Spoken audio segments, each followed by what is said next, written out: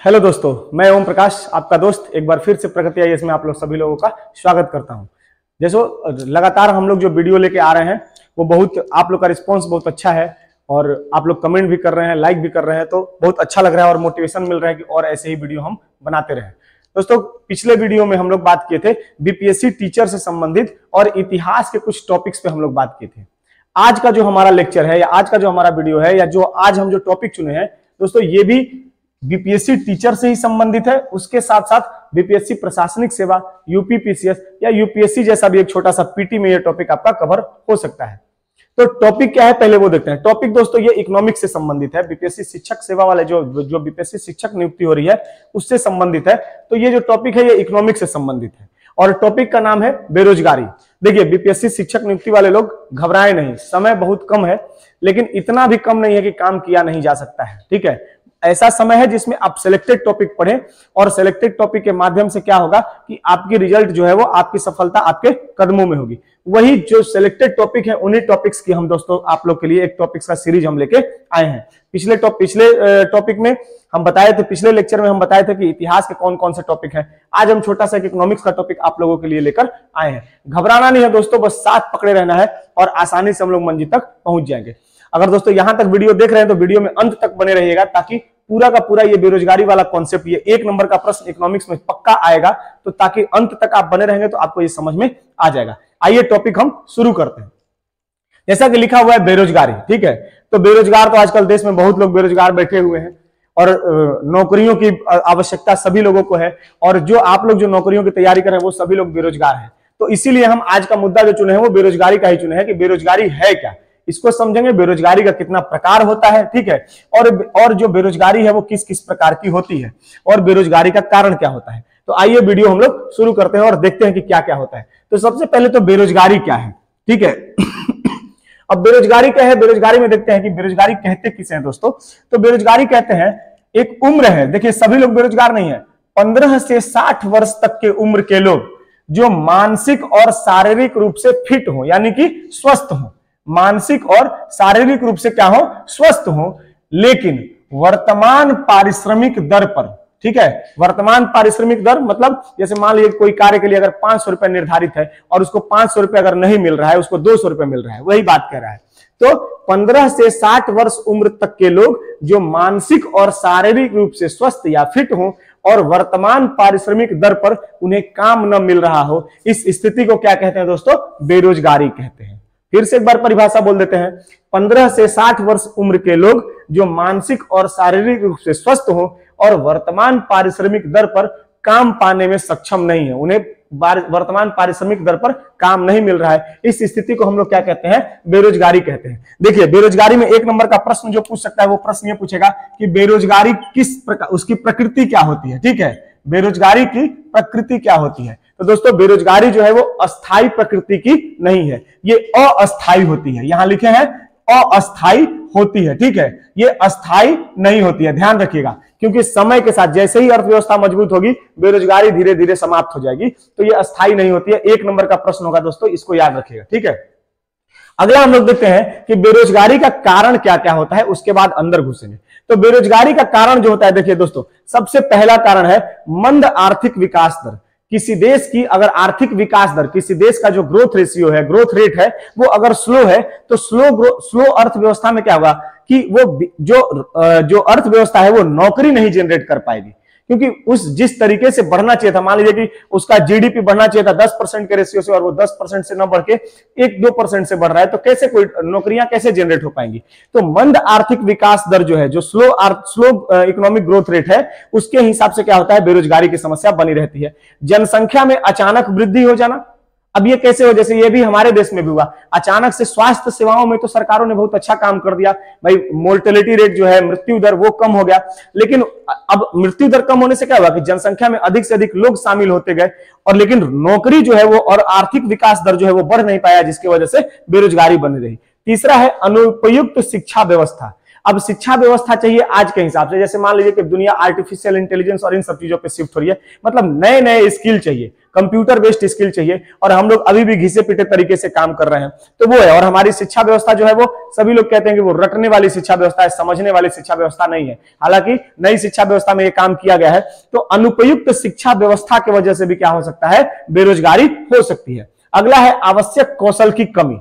अब आवश्यक जो नीड स्किल है, स्किल की आवश्यकता है और वो स्किल ही नहीं है। मान लीजिए कि अभी जैसे फेसबुक आ जाए या बहुत सारी जैसे टेस्ला कंपनी, टेस्ला की कार आ जाए और उसको वो पूरा सॉफ्टवेयर बेस्ड काम होता है और यहाँ पे वैसे मैकेनिक है ही नहीं, तो टेस्ला कंपनी की कारें कहीं खराब हो जाएंगी तो बनाने वाला मैकेनिक ही नहीं है, जिसकी वजह से क्या हो जाएगी, बेरोजगारी हो जाएगी। तो आवश्यक कौशल की कमी भी क्या करती है, बेरोजगारी को बढ़ावा देती है। एक बार फिर से देख लेते हैं, मंद आर्थिक विकास जो है वो बेरोजगारी को बढ़ावा देगा, जनसंख्या में अचानक वृद्धि जो है बेरोजगारी को बढ़ावा देगा, अनुपयुक्त शिक्षा व्यवस्था भी बेरोजगारी को बढ़ावा देगा, और आवश्यक कौशल की कमी भी क्या करेगी, बेरोजगारी को बढ़ावा देगी।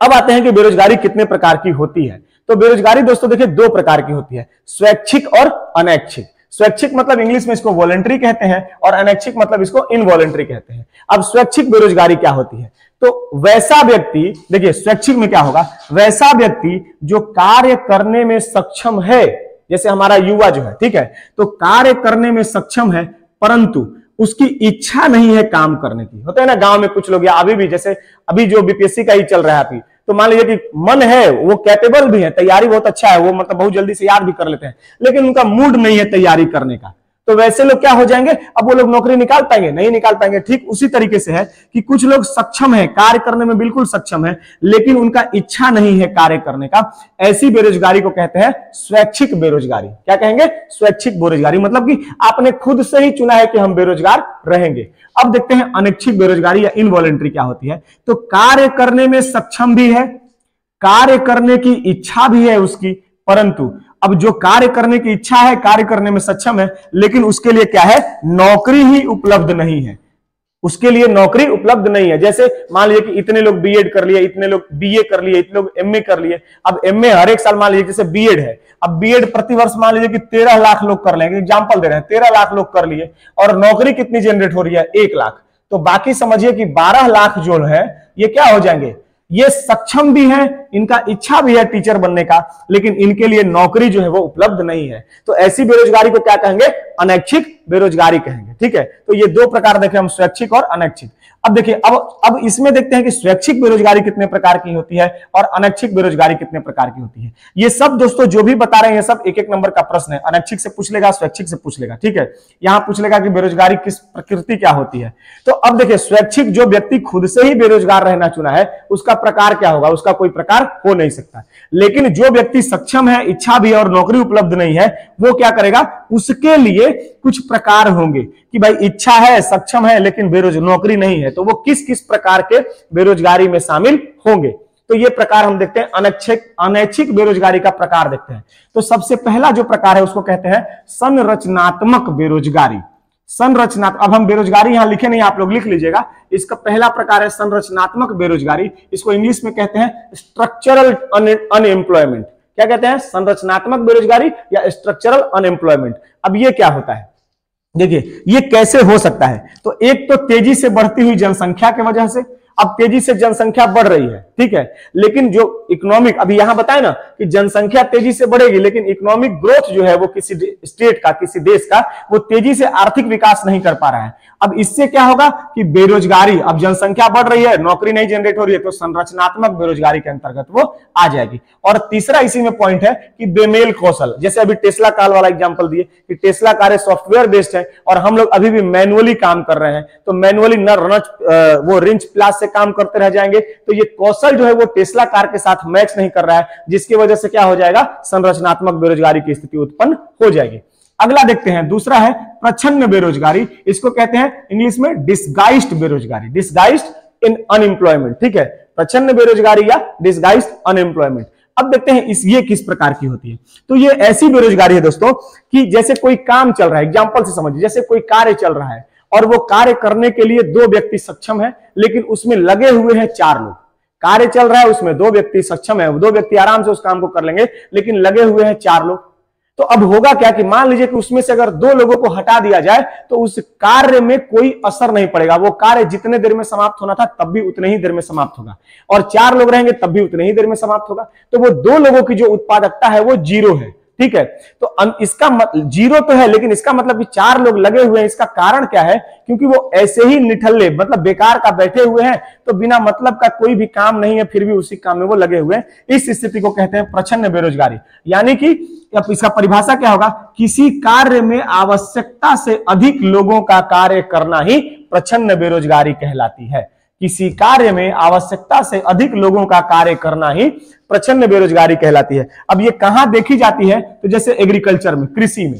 अब कृषि में देखिएगा बिना मतलब का लोग लगे हुए खेतों में। एक खेत में मान लीजिए कि 4 लोग का ही काम है, 1 बीघा खेत है उसमें 4 लोग का काम है, लेकिन काम 8 लोग कर रहे हैं। इसी को कहते हैं प्रच्छन्न बेरोजगारी। अगला है घर्षणात्मक बेरोजगारी या फ्रिक्शनल अनएम्प्लॉयमेंट। घर्षणात्मक बेरोजगारी या फ्रिक्शनल अनएम्प्लॉयमेंट। अब ये क्या है? घर्षण करने की वजह से हो रहा है, नाम में इसके घर्षण है। वो घर्षण होगा कैसे वो देखते हैं। देखिए, जैसे बाजार की स्थिति में परिवर्तन हो जाए।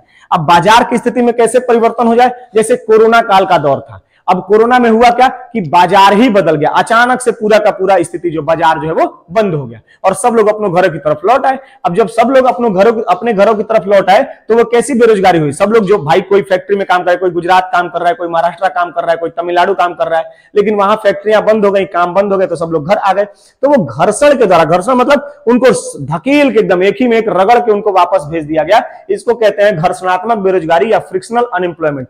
अब ये होता कहां है? तो ये औद्योगिक क्षेत्रों में सबसे ज्यादा देखा जाता है। अभी बताया ना, इंडस्ट्रियल एरिया में। जैसे अभी एक एग्जांपल जैसे देख लीजिए कि जैसे एयर इंडिया। अब एयर इंडिया क्या हो गया? बिक गई है। पहले सरकारी कंपनी थी तो आवश्यकता से ज्यादा लोग काम करते थे। अब जब एयर इंडिया प्राइवेट हाथों में जाएगी तो कंपनी क्या करेगी? कुछ नहीं कर्मचारियों को रखेगी जिनकी आवश्यकता होगी, तो कुछ कर्मचारियों की क्या कर देगी? छटनी कर देगी। अब छटनी इसलिए भी होगा क्योंकि हो सकता है कि वो स्किल उनके पास नहीं है, या हो सकता है कि आवश्यकता से अधिक लोग शामिल हो, जिसकी वजह से क्या हो जाएगा? इनको कंपनी से निकाल दिया जाएगा और इनको जबरदस्ती निकाल दिया जाएगा। जैसे नहीं सुनते हैं कि मंदी आ गई, अमेरिका में भी मंदी का दौर चल रहा है, तो बैंक बंद हो रहे हैं। बैंक बंद हो रहे हैं तो जो कर्मचारी हैं वो अपने मन से बेरोजगार नहीं हो रहे हैं, वो फ्रिक्शनल घर्षणात्मक बाजार की स्थिति बदल गई है जिसकी वजह से वो बेरोजगार हो रहे हैं। तो इसी को कहते हैं घर्षणात्मक बेरोजगारी। अगला है चक्रीय बेरोजगारी। अब चक्रीय बेरोजगारी या इसको कहते हैं साइक्लिकल अनएम्प्लॉयमेंट। क्या कहते हैं? साइक्लिकल अनएम्प्लॉयमेंट या चक्रीय बेरोजगारी। अब ये कैसा है? जैसे एक अर्थव्यवस्था है, देखिए अब एक अर्थव्यवस्था मान लीजिए कि ये मंदी तेजी की स्थिति है, मतलब खूब जनसंख्या में, मतलब जो अर्थव्यवस्था है वो अर्थव्यवस्था इतनी तेजी से विकसित हो रही है कि वहां नौकरियां खूब तेजी से जनरेट हो रही है। जैसे अभी चीन में होता था, अभी चीन में 10 साल पहले ऐसे ही स्थिति थी कि पूरा का पूरा एकदम खूब जबरदस्त तरीके से रोजगार मिल रहा था। अब चीन की स्थिति क्या है कि धीरे धीरे धीरे धीरे डाउन हो रहा है। तो धीरे धीरे क्या होगा? अब एक बार अर्थव्यवस्था में तेजी आई और एक बार अर्थव्यवस्था में मंदी आ गई। ठीक है, मंदी मतलब या तो डिफ्लेशन हो या इन्फ्लेशन हो। जब तेजी आएगी तो नौकरियां बढ़ेंगी और जब डिफ्लेशन, जब मंदी आएगी तो नौकरियां क्या हो जाएंगी? कम हो जाएंगी, जिसके वजह से लोगों क्या होगा? लोग एक चक्र में फंस जाएंगे, ऐसे एक साइकिल बन जाएगा और इस साइकिल में लोग फंस के क्या होंगे? या तो नौकरी मिलेगी या नौकरी जाएगी। तो इस स्थिति को कहते हैं चक्रीय बेरोजगारी। जब अर्थव्यवस्था में मंदी या तेजी की स्थिति हो तो उस स्थिति में जो लोग का नौकरी जाएगी या आएगी उसको कहते हैं चक्रीय बेरोजगारी। अब आते हैं लास्ट हमारा जो सेक्शन है वो है मौसमी बेरोजगारी। अब मौसमी मतलब इसको सीजनल भी कहते हैं, सीजनल अनएम्प्लॉयमेंट, यानी मौसम के हिसाब से नौकरी मिलना और मौसम के हिसाब से नौकरी चला जाना। जैसे अभी देखिए तो अभी शादी विवाह का सीजन चल रहा है। अब शादी विवाह का सीजन चल रहा है तो जो मजदूर है उनको खूब जम के रोजगार मिल रहा है। भाई ढोल वाला में मिल रहा होगा, टेंट वगैरह लगाना है वहां मिल रहा है, लाइटिंग का काम है वहां मिल रहा है, सर पे जो लोग वो जो लाइट्स लेके चलते हैं सड़कों पे उनको मिल रहा है, पटाखे वालों को रोजगार मिला हुआ है, पटाखा फोड़ना है, ये सारा रोजगार, वेटर को रोजगार मिला हुआ है। तो ये सारा सीजन के हिसाब से, मौसम के हिसाब से। अब जैसे ही शादियों का सीजन समाप्त हो जाता है इन लोगों की रोजगार जो है वो चली जाती है। तो कुछ दिनों के लिए मिला और कुछ दिनों के लिए समाप्त हो गया। जैसे कृषि, तो अभी जून का महीना, अभी मानसून जब आएगा तो हमारे यहाँ जो उत्तर भारत में पूरा धान की खेती शुरू हो जाएगी। अब धान की खेती शुरू होगी तो जो मजदूर बाहर कमाने चले गए हैं वो मजदूर वापस आते हैं और खेती गृहस्थी में लग जाते हैं। 3-4 महीना तक करेंगे धान की खेती और पुनः जब धान की कृषि समाप्त हो जाएगी, धान का सीजन समाप्त हो जाएगा, वो पुनः अपने अपने फैक्ट्रियों में चले जाएंगे। तो यानी कि एक मौसम में नौकरी मिला और मौसम के बाद नौकरी समाप्त हो गई, इसको कहते हैं मौसमी बेरोजगारी या सीजनल अनएम्प्लॉयमेंट। तो ये हम कुछ देखे अनैच्छिक इनवॉलेंट्री अनएम्प्लॉयमेंट के कुछ प्रकार देखे। उम्मीद है कि आप लोग को समझ में आया होगा। और एक और लास्ट में देख लेते हैं हम लोग अल्प रोजगार क्या होता है। अब अल्प देखिए, एक तो बेरोजगार हो गया या एक एकदम रोजगार में है, लेकिन रोजगार और बेरोजगार के बीच की एक स्थिति होती है, इसको कहते हैं अल्प रोजगार या अंडर एम्प्लॉयमेंट। अब ये क्या करता है, तो दोस्तों ये करता है, देखिए अब उसके पास कौशल है एक लेवल की, शिक्षा भी किसी अलग लेवल की मिली हुई है, लेकिन वो उस लेवल पे कार्य नहीं करके क्या कर रहा है, उस लेवल से निचले स्तर का कार्य कर रहा है। जैसे बहुत लोग इंजीनियरिंग करके बैठे हुए हैं, इंजीनियरिंग कर लिए, एमबीए कर लिए, और उसके बाद मान लीजिए कि अभी एस्टेट निकाल के बीपीएससी का शिक्षक निकाल के वो शिक्षक बनेंगे, तो क्या वो अपने शिक्षा और अपने कौशल के साथ जस्टिफिकेशन कर रहे हैं? जवाब है नहीं कर रहे हैं, क्योंकि इंजीनियरिंग करके उनको तकनीकी रूप से कुछ कार्य करना चाहिए था। हम ये नहीं करें, वो पढ़ा भी सकते हैं, लेकिन जो शिक्षा वो लिए हैं वो टेक्निकल एजुकेशन लिए हैं, और उनके लिए उनको क्या करना चाहिए था, टेक्नोलॉजी में जाना चाहिए था, लेकिन वो टीचर बनने आ रहे हैं। तो इसका मतलब उनके पास कौशल कुछ और था, शिक्षा भी किसी अलग लेवल की थी, परंतु वो उससे निचले स्तर पर आकर क्या कर रहे हैं, वो जॉब कर रहे हैं। इसी स्थिति को कहते हैं अल्प रोजगार या अंडर एम्प्लॉयमेंट। जैसे बहुत जगह पे सुने होंगे कि नौकरी के लिए भाई इंजीनियरिंग लोग भी चपरासी के जॉब के लिए अप्लाई करते हैं, तो ये चपरासी, अब इंजीनियर लोग एमबीए के लोग अगर चपरासी बनने जा रहे हैं तो उसी को कह देंगे अल्प रोजगार, क्योंकि नौकरियों की समस्या है, नौकरी नहीं है, तो जो भी नौकरी मिल जाए वही नौकरी अर्जित कर लेंगे। तो इस तरीके से दोस्तों हम बेरोजगारी के एक पूरे सिस्टम को समझने का प्रयास किए और समझाने का प्रयास किए। उम्मीद है कि आप लोग को जरूर पसंद आया होगा। अगर पसंद आया है तो चैनल को दोस्तों सब्सक्राइब कीजिएगा, लाइक कीजिएगा, शेयर कीजिएगा और कमेंट कीजिएगा कि और किस टॉपिक पे आप लोग को वीडियो चाहिए। ये वीडियो फिर से मैं बता दे रहा हूं, ये आपको बीपीएससी शिक्षक नियुक्ति में भरपूर जबरदस्त तरीके से, और इस एक पेज का जो टॉपिक है इससे आपका 1 नंबर पक्का कंफर्म है कि यहां से रहेगा ही रहेगा इकोनॉमिक्स वाले मामले में। ये एक टॉपिक भी हो गया आपका और 1 नंबर आपका यहां से हम आपको दे रहे हैं। अगर आप लोग को पसंद आया तो जरूर इसको सब्सक्राइब कीजिएगा और शेयर कीजिएगा दोस्तों। इस डिस्कशन के लिए धन्यवाद।